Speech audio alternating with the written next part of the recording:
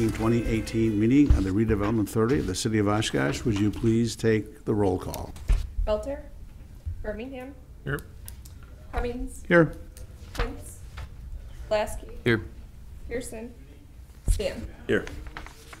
We have one item in the consent agenda, and that's approval of the minutes from the April 12, 2018 meeting. Do I have a second? Discussion? This is just a voice vote, so all in favor signify by saying aye. Aye. Hi, Steve. Opposed? Just saw you guys 2 hours ago. You haunt me. We have one item of new business, and that is Resolution 18-07, approve amendment to specific implementation plan for renovation of a mixed-use building at 851 South Main Street. So moved. Do I have a second? Second.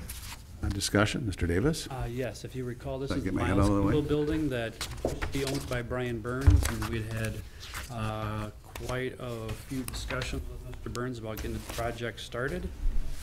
He's since sold that here early in 2018, and the new developers have a different idea for the reuse of that property. Mr. Burns was gonna do more of a residential project with some commercial on the first floor. This particular project is entirely commercial at this point, and actually quite more extensive than what Mr. Burns was proposing. You can see they've added quite a few features on the outside of the building, more windows. It'll be commercial on the first floor for sure, and then local developers and owners will be occupying other floors, and some space will be available for rent. You say rent, you meant rental units or just office rent? Office rent, yep. And since this was approved by the RDA originally for Mr. Burns as a residential, we felt it would be important for the RDA to approve the amendment design of the building, since it does vary from what was previously approved. And Plan Commission has already seen it and recommended approval. We've placed it on the council agenda for next Tuesday, and I'm hoping I can also say that the RDA recommends approval at that point as well. Because this is an allowed use, Yes. does the plan commission get to put conditions on it? Or could they, if they so chose to? They could if It's they just a so technical chose to, question. yes. Okay, and they did not, right? The SIP, Did not affect. I don't remember. any. Great. There were a couple. Were Oh, there were. Okay. You remember what they were off the top of your head? Are there parking restrictions with this at all? Are there adequate parking spots? The conditions would be as noted on the RDA's resolution. There are some base standard modifications. Right after the minutes.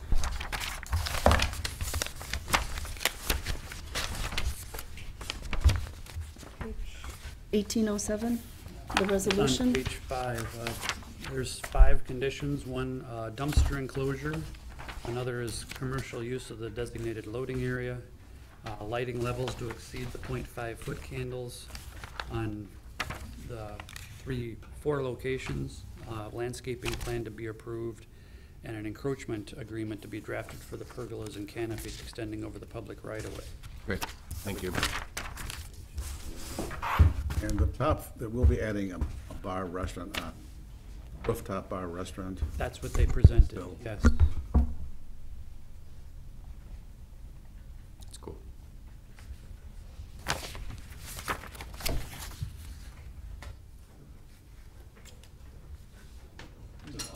Yeah. Steiner, the developer representative, is house. Any further discussion or questions of the developer? I think there was a Here. question on timeline that I might have heard at the last meeting. What is your timeline? We're out to bid. Please go up to the microphone, please. William Steiner, my address is 3232 Shorewood Drive, and I'm talking about 851 South Main Street. Yes. We hope to start in 6 weeks or approximately. So Completion date? Well, it's probably a 6-month construction project, so by the end of the year, hopefully the outside will look like this. Will be rental space that you can rent to other commercial Yes, entities? yeah, the fourth floor, the top floor, well, not the rooftop, but the existing fourth floor will be Oracular Inc. Current address is 300 Ohio Street. They're going to relocate here. So the first tenant so far. And then the first floor is shown as restaurant space, but it could also be retail of some sort. And the intention is that the second and third floor would also be some technology companies. But a commercial business rather than residential. No residential, just office space, technology workspace. How many parking spots will you have? I think there's 42, around 40. It's very good looking. Yeah. It's really looks like a fun project. Yeah, I think it'll be great. I mean, I think the only concern I have really is parking. There's a lot of on-street parking on 8th Street, for example, but parking is an issue. I think it's an incredible transformation of a building. I had not envisaged something that could change the character of a building so dramatically. What you've got there. The Plan Commission had the same comments, Yeah. and I expect the council will have the same reaction. Yeah. I mean, but part of the driving factor for the change is not creativity necessarily, but it's utility, because the elevator and stairways being separated from the building allow the fire codes to be, comply with those easier when they're separate. But you did both. Yeah, That's yeah. That's the beauty of it. Yeah, and then in the lower picture on the left, there's also a mechanical chase that's added to the outside of the building too. So that also creates an easier path for utilities to go through the building without creating penetrations that have to be fireproofed.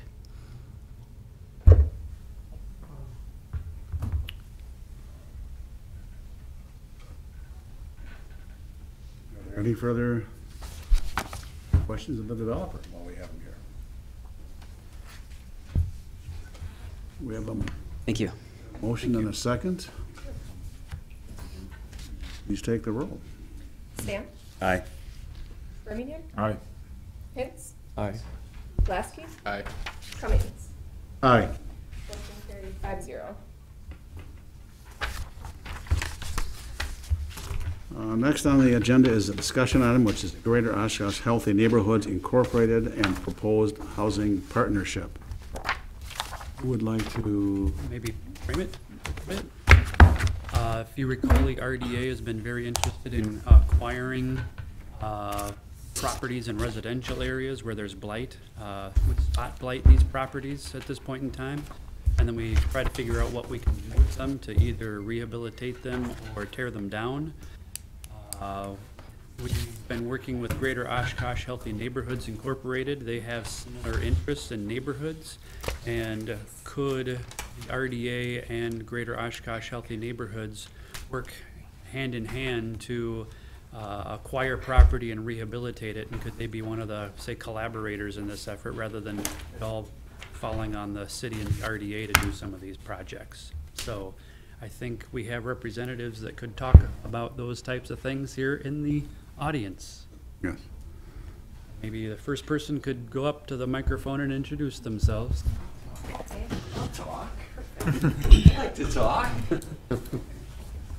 I'm Bill Wyman. I live at 1373 Wagoo Avenue. I've been on the board of Go H&I since prior to Go H&I. We had a relationship with a NeighborWorks organization. Over those, I don't know, 6-8 years, it's been a while. 8 years. We have this organization, and as NeighborWorks, have bought three homes and have redone them. The first one was on Mount Vernon. The second one was on Bowen Street, and then now this third one that we just finished is also on Bowen Street. We've taken homes that needed a lot of help, and we did a lot of remodeling and made them nice. We've brought up the property values not only in that individual home, but in the whole neighborhoods. The whole block has raised the property values, which is our goal, to improve neighborhoods. That's what the whole organization is for.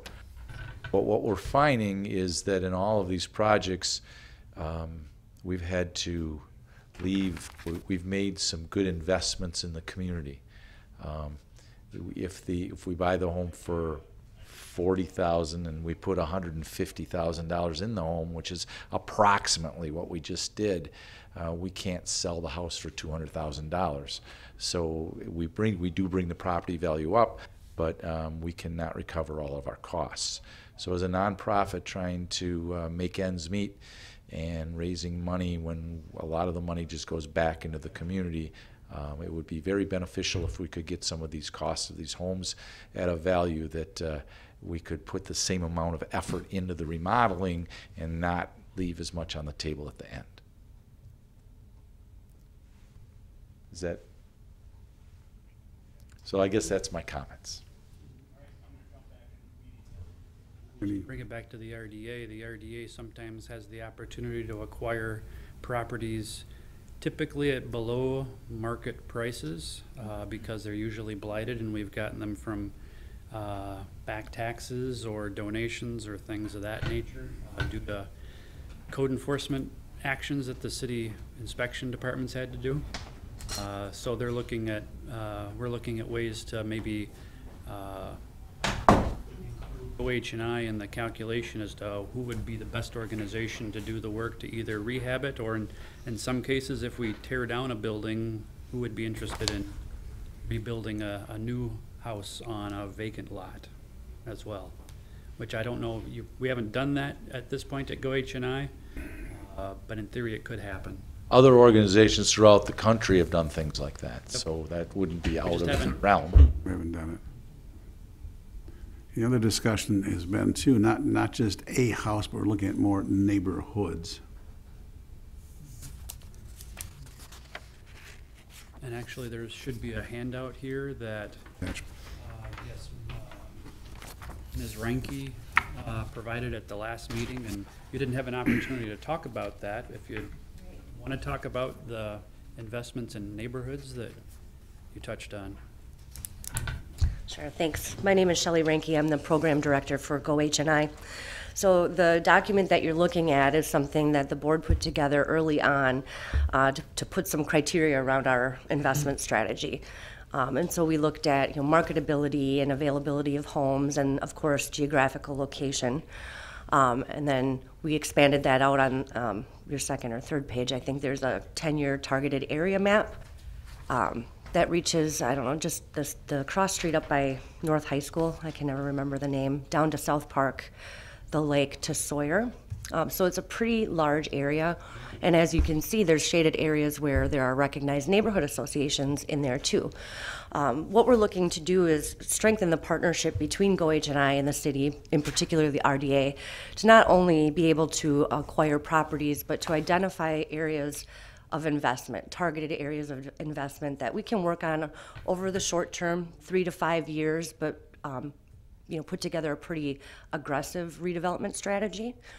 I know that there's a lot of work to be done before we can really identify those areas, but that would be a long-range goal of ours, would be to have a consistent strategy across organizations on how we're approaching neighborhood work. I'm interested in your biggest problems. I mean, one issue is, can you find appropriate houses for rehab? The other one, obviously, is the cost of rehabbing. Could you speak to those? Sure. Items? So we have been having a challenge with even originating projects. The market is hot right now and supply is low. So, and in the open market, we're in competition with everyone else. So the advantage that the RDA could bring to our organization would be sometimes you have first knowledge of some properties that are coming available before they hit the open market, which would really allow us to get in and do some good work in neighborhoods. Well, part of it is having a mechanism for identifying properties at a very early point. Right.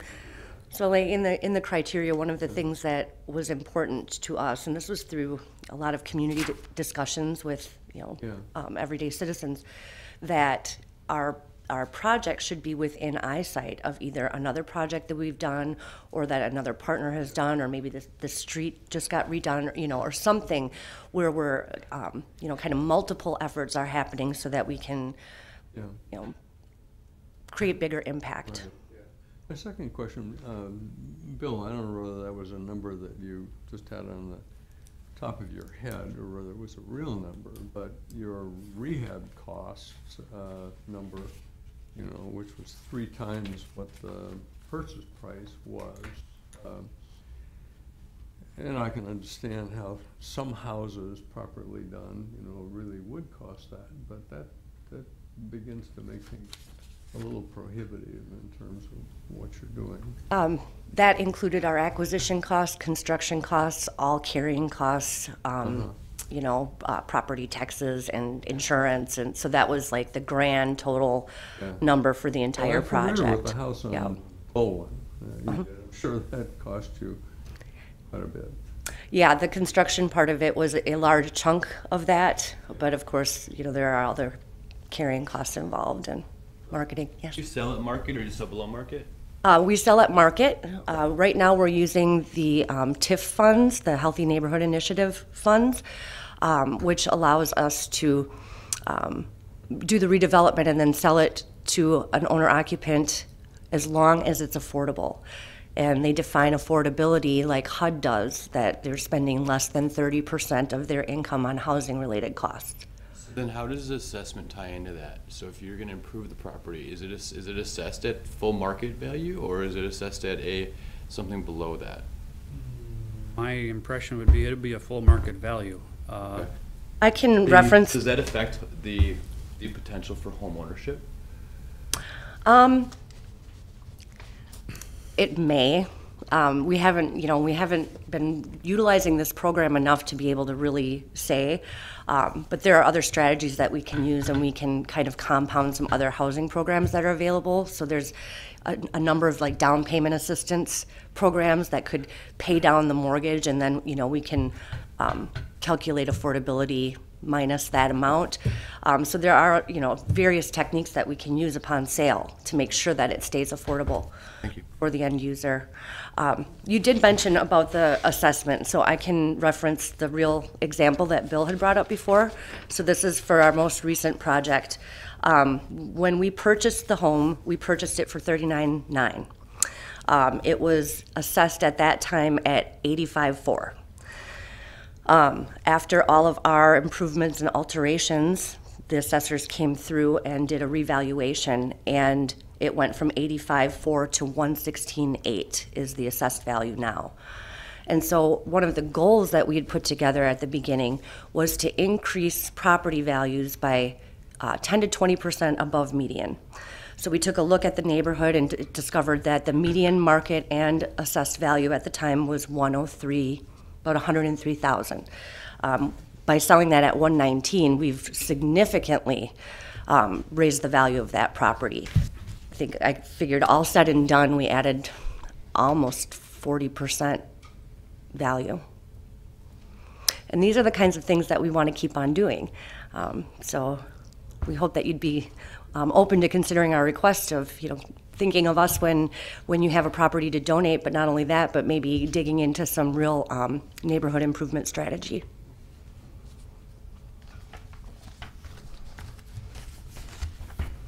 Any other questions for me? Any other questions? So it's a matter of finding some properties still. Properties. Yeah. While we do get some properties offered to us, it's not like it's a whole,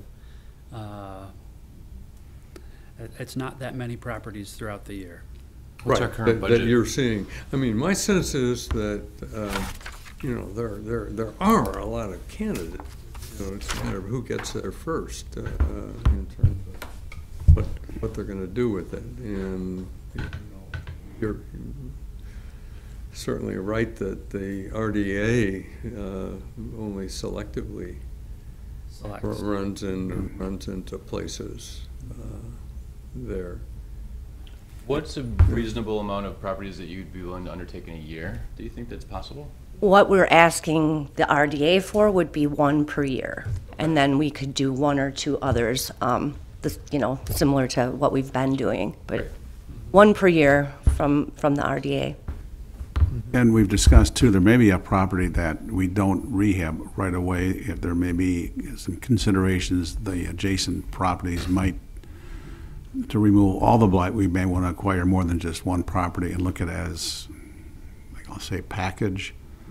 In some cases, the house, was it Otter or CP went through that we couldn't find the staircase to the second floor, and it's beyond rehabbing, but it's on a 40-foot lot that it might be a candidate for acquire it and then demolish it and then split the lot with the adjacent properties and maybe acquire those and rehab them, because we all know Oshkosh pretty well, and there's property, the whole neighborhood, it's not just one house, it's neighborhoods, the adjacent properties, both adjacent across the street. That, so I said we're looking at more of a neighborhood rather than a individual house or property.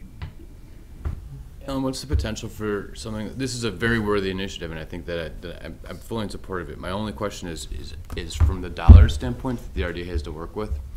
May there be an impact where this could limit us for, let's say that if we were to do one of these properties and then a random property would become available, or there'd be a blight where there's a tear down that's needed for safety concerns or things like that. Are there other tools the city has to be able to invest in some of those tear downs? The only thing we have right now is our budget that the council grants us, and I believe I've applied for more funding through the CIP for this blight acquisition and removal. I'm not exactly sure how much we increase that, but that would be a council decision when they adopt the capital improvement program. Do those dollars have to be used for all of that, blight acquisition and removal, or blight acquisition could stop there for rehab? It has to Well, go we all the way don't- to we- demo? Light acquisition and demolition. Okay. There's also been some discussion. Good, so there's earmarks for that specifically.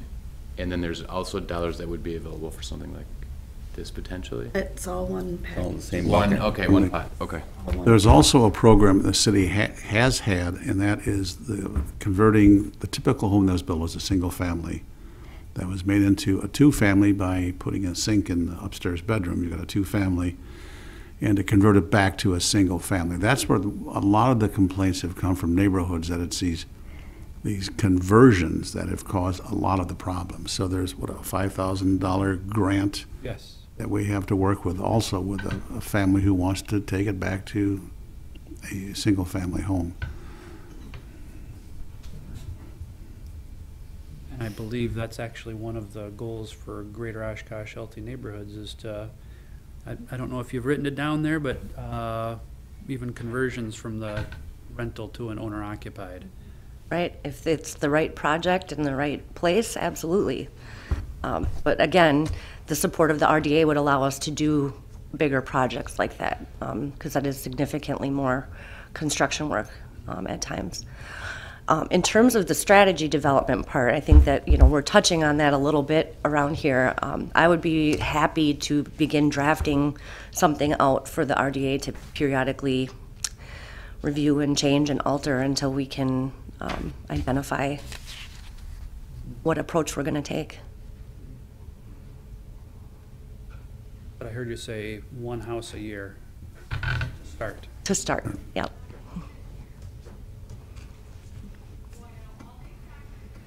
Okay, any further questions? Okay, thank you. Thank you. Thank you.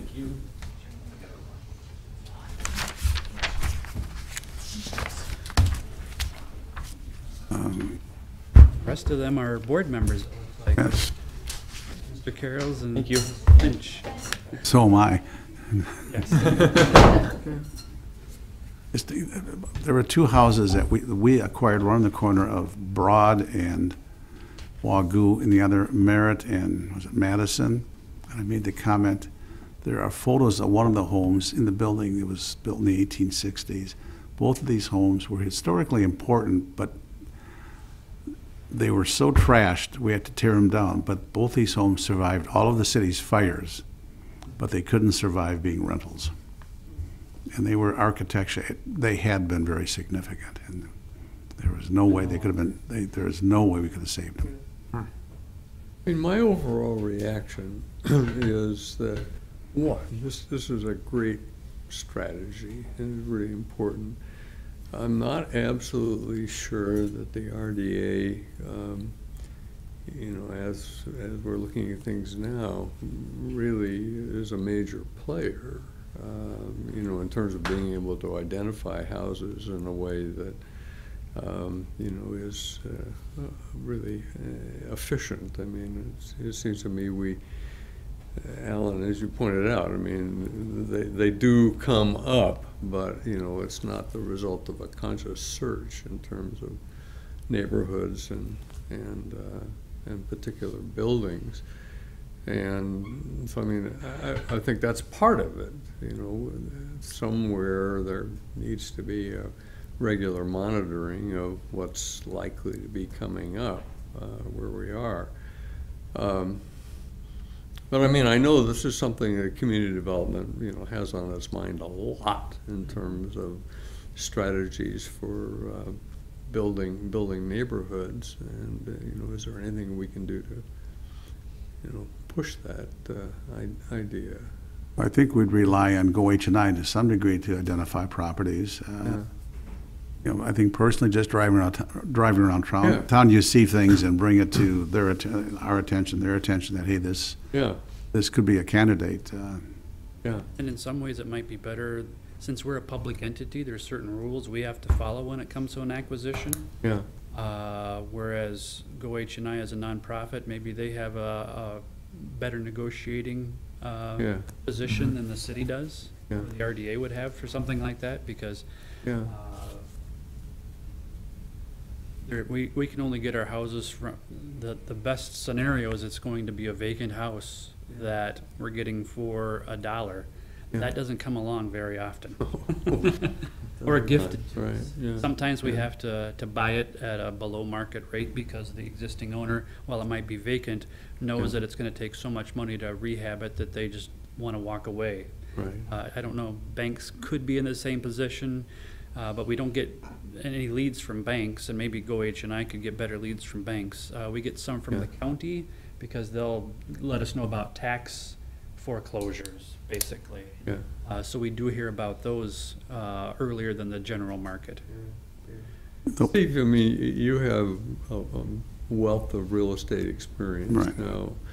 When a house, you know, comes to a real estate firm and it gets advertised and you read about it and it says, you know, handy fixer-upper, something or other like that. And indeed, you know, who knows what that means. But I guess my real question is, when that is advertised, are there a lot of, you know, potential people looking at it to think about putting some money into it, or do those stay on the market, you know, a while? I think you have one group of people that would be interested in is rental. Uh-huh. Limited investment, snap it up, do what has to be done to rent it. Yeah. I think the term fixer up kind of says holy, yeah, it's sort of beyond help. I mean, or unless you're really skilled Yeah. at this sort of thing. But I mean, there always are properties that are selling, you know, maybe even in the low 40s that, you know, going to need a new roof and who knows what else. I think fixer-upper to a skilled person is not as much of a challenge as someone like me who, you're shaking, you know what I'm talking about. The one thing we've talked about too is, as far as a renovation strategy, is focus more on the facade, curb appeal. Uh-huh.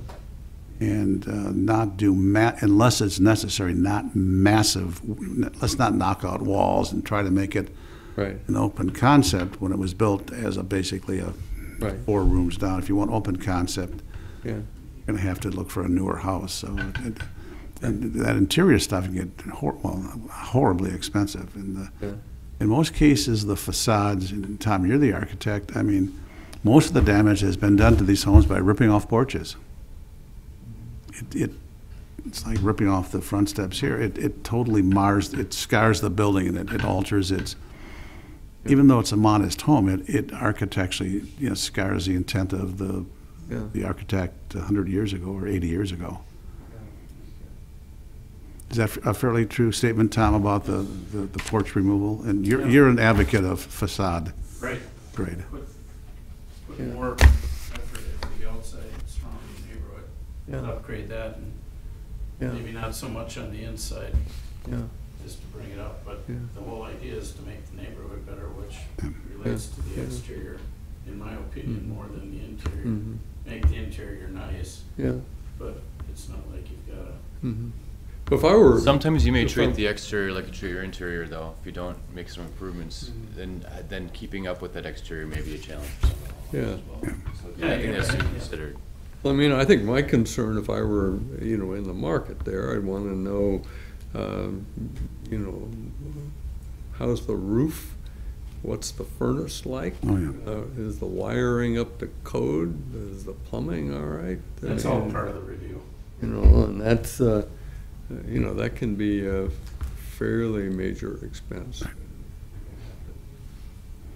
We'll walk through the houses and, Tom being the architect, we've had Ken help us, who does this all the time for the city, just tell us, Yeah, is it sound? Are the bones sound? Is it just yeah, foundation okay? And if it's too far gone, like those 2 homes I just mentioned, they're gonna have to come down.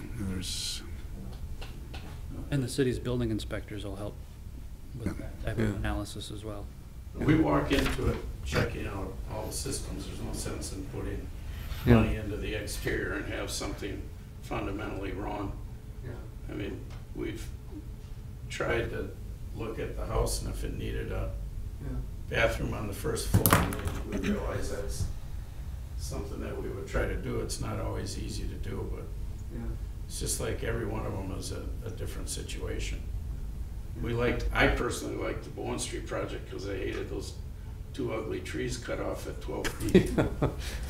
Everyone did. that was a good start, wasn't it? Yeah, so, on the inside, Yeah, Shelley and a couple others had some good ideas on what we did there, yeah, but it was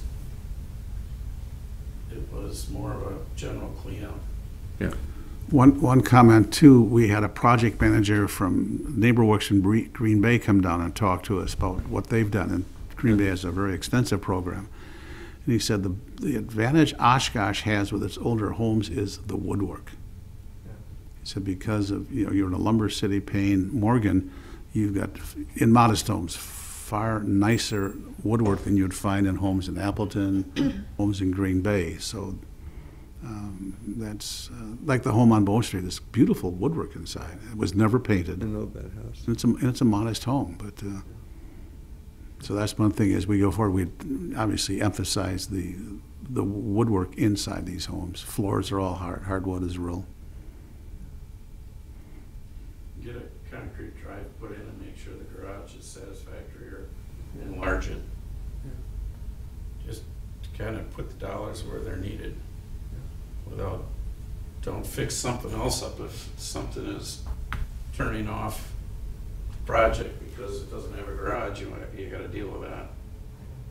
The house on Bone Street, the thing we found unacceptable was the monkey cage off the kitchen. You never saw that from the street, but there was a monkey cage. They had monkeys. Kidding. Had a lot of animals in that house. There were, It's a menagerie. Yeah. It was, Don't forget how many different types of animals. right, that lingered. so, Wow. I mean, the bottom line though is that we were able to rehab that house, take it from one of the worst on the block to one of the best on the block. Yeah, attract a strong buyer to our community, Yeah. actually relocated from Green Bay. Really? And really, you know, spruced up that section Yeah. of the street. So now we have a Yeah. thrilled first-time home buyer in a great house that they don't have to worry about anything Yeah. because we took care of all of it. Yeah. And then it's also affordable for them. Right. And we often think, you know, stop thinking at that first, you know, original buyer. But really, we want to do a good enough job where we're thinking about the next generation of buyers too, where the same thing doesn't happen, the same houses decline after 10 to 15 years. You know, you want to do a good enough job that you're putting something in the neighborhood that is worthy of our neighborhoods. Yeah, I thought it was a great project. There's no action required on our part right now, right? Not at this No. point, but at some point, Yeah. if we acquire some properties, we might get a proposal from GoHNI to take them off our hands. Is that correct? Absolutely.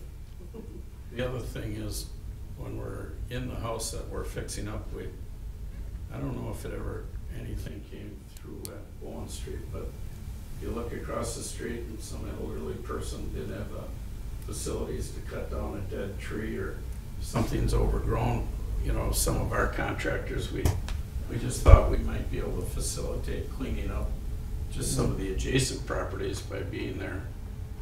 Not necessarily paying for it all, but just to help somebody that doesn't want to get something done. Okay, if there are no further questions of folks, Thank you. Thank you. we can go out and enjoy the nice weather. Thank you. Mr. Davis, Executive Director's Report. Yes, let's see. The Oshkosh Arena update is that we have purchased the insurance. The DNR is still reviewing the closeout report that we sent them. We're hoping to get that certificate of completion in the next few months so that we can transfer the property from the RDA to the arena, or Fox Valley Pro Basketball.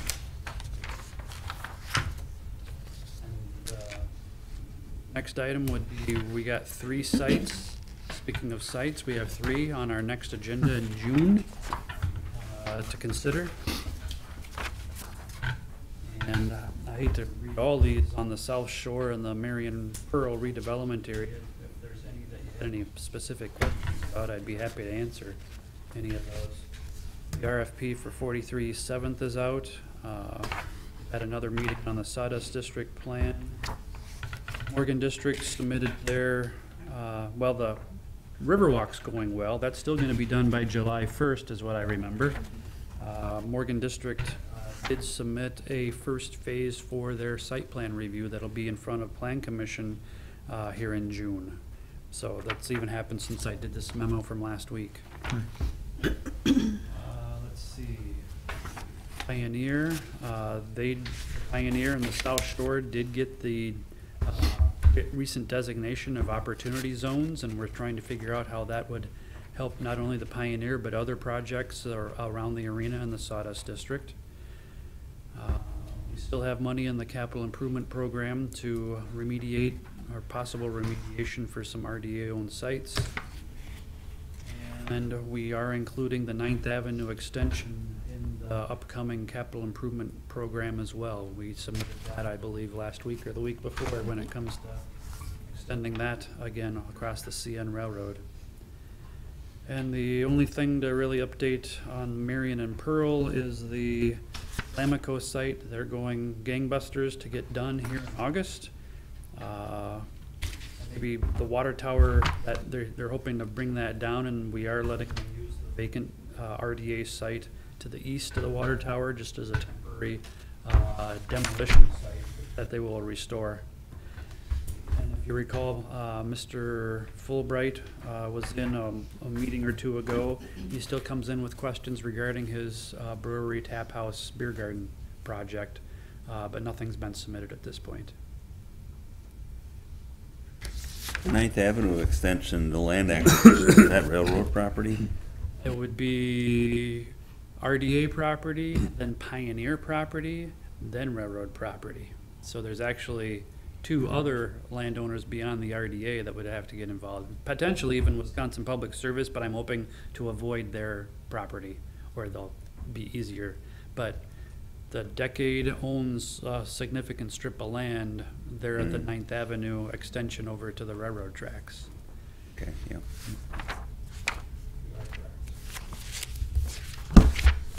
I'd just like to make a note, and that is that oftentimes we talk in the Redevelopment Authority about the value of historic properties in the city, and I think that there's value to that, and I also think there's value to what Mr. Steiner is doing.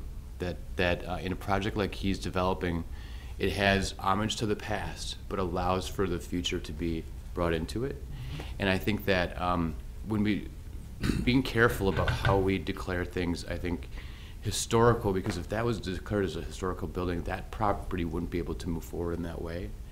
And I think that there's an advantage to having a nod to the past while being able to develop for the future.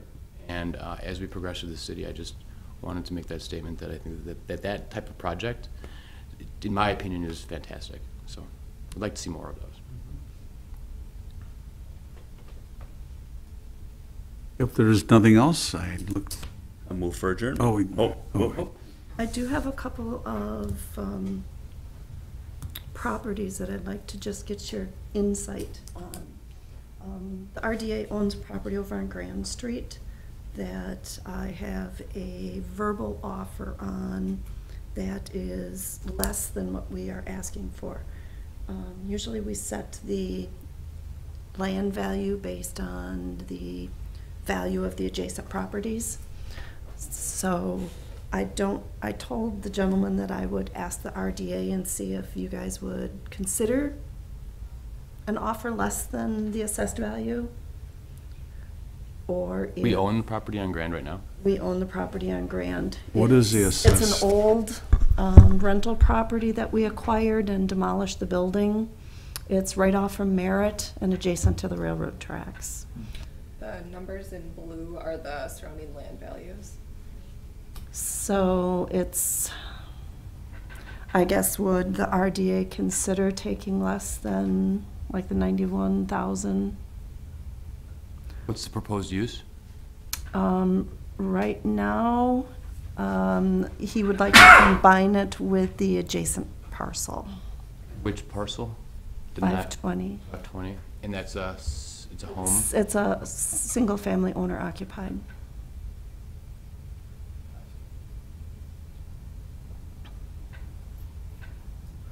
How much less? He would be interested in like 75. 100? And it's still a couple thousand less than value. That seems- Well, I mean, what other offers are we gonna get on that property? This is the second time the gentleman has approached Yeah. me on the parcel within the last year and a half. Indicated plans, is it just green space or? Green space at this point.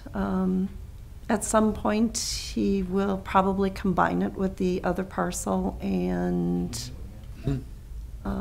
probably put up a larger garage because it's a small one-car garage on the other side of the house. But the reality is that nobody is gonna buy that piece of property freestanding. It build really a is, new house. it really Yeah. is linked to who happens to live on one side or the other Right, of the place there, yeah. Who maintains it currently? we do. Mhm. We cut the grass, I think we it's a shovel the fair price. I snow. mean, it's not like it's asking it for $1 or anything. Yeah. I mean, yes, it's under market, but they're paying a reasonable, I mean, what, about 80%? Yeah. So I just need a consensus, no action, Yeah. just your thoughts. I Well, mean, do you what's think it this back in is the tax something we roll? could consider? Puts it back in the tax roll? Any negotiating hit? Yeah. Well, I mean, I think in all these cases, you have to ask the question, you know, what are your alternative choices? Mhm. The reality is that there aren't any good Right. alternative Limited, that- choices. Mhm. Okay, then the other, And this neighborhood's not a part of an association, correct? Neighborhood association? no, it's not. Because it's the neighborhood associations where we've seen some of these properties be utilized for like community gardens and things, which is a nice Correct. reuse. We had offered this to the community garden, but due to the proximity of the railroad tracks, they didn't want it. Sure. It's doubtful. And it's shaded. You can see there's, mature trees, so it's more shaded, so they didn't have as much sun. So there was items that they weren't interested in on it, so. Okay, then one other property, the county has offered us a property at 803 Harney. It's a very small lot with a huge two-story house on it. It's like a triangular shaped piece of property. It's like 45 feet, the back side is like 25 feet wide. Ooh. And it's on a corner. It's on a corner. It's, I don't know what the interior looks like, so I can't address that. The exterior needs a lot of TLC. It's been vacant for a number of years. Yes. There's like maybe 3 to 4 feet between the two houses, because there's a house, of course, adjacent to it. And the overhang of this house actually overhangs the other house. Like I said, it's a very, very small lot. The house south of it is a two-family rental, and that's a small lot. The house east of it is wedged in there too. Yeah. So I don't know if it's something, Should we tear down then? I don't know. Right now, with the back taxes that are due that we would have to pay, we're looking at around $20,000. To acquire the property or plus what the owner wants for it? No, this is a county property that was got it. Taken for foreclosure. So it's just a 20 very... plus removal. Plus if we removal. demolish. Yeah. But if we remove it, then what do we do? Do we offer it to the adjacent property owner, which I don't know if they want it. Again, it's such a small lot to rebuild on it. It just won't. Is the adjacent property rental? I don't know. Andrea, can you click on the adjacent one?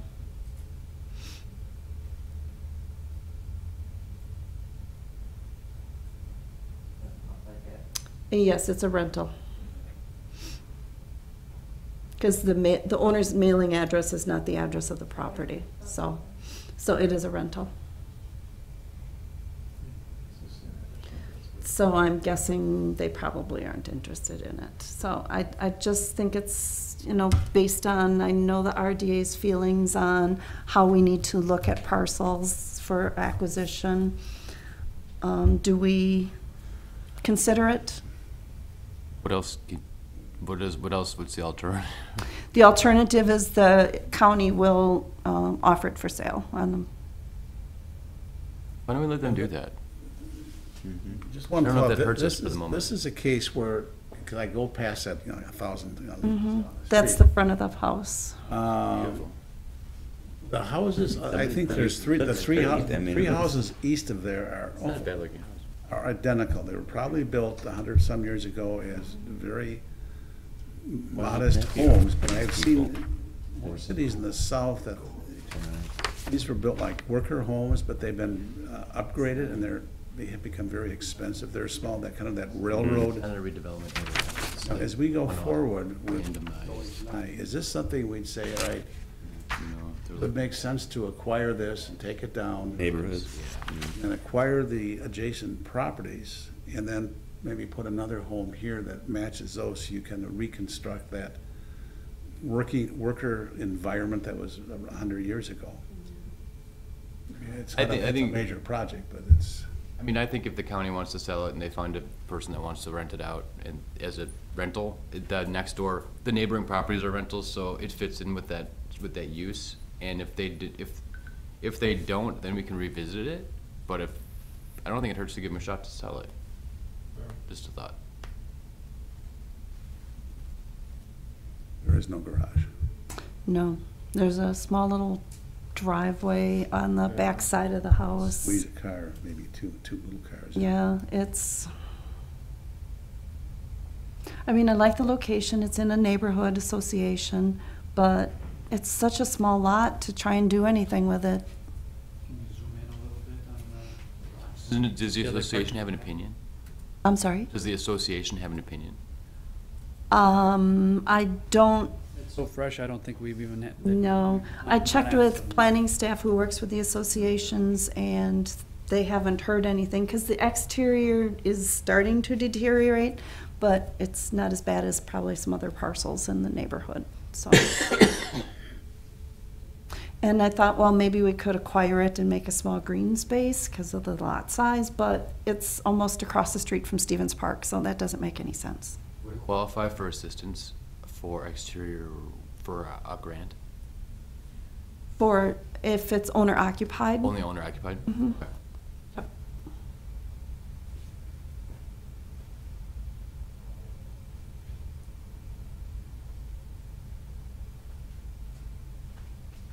Okay.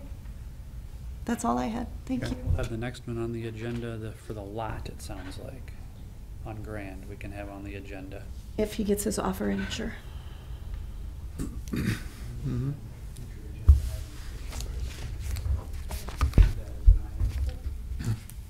All right, if there's no further discussion, I would ask for a motion to adjourn.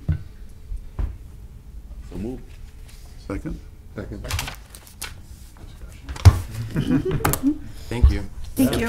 Thank you for meeting so quickly.